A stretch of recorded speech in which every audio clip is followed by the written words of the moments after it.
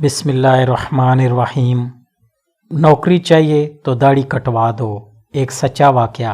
ہمارے ایک بزرگ نے ایک سچا واقعہ سنایا، وہ یہ کہ ان کے ایک دوست لندن میں تھے۔ وہ ملازمت کے لیے ایک جگہ انٹرویو دینے کے لیے گئے۔ اس وقت ان کے چہرہ پر داڑھی تھی۔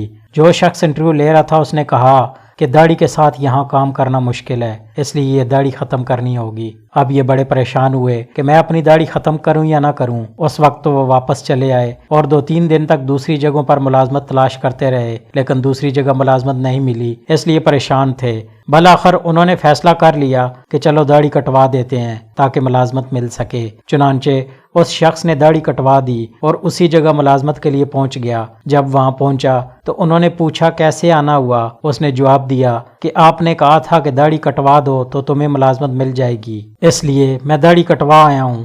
اس نے پوچھا کہ آپ مسلمان ہیں؟ اس نے کہا جی ہاں میں مسلمان ہوں۔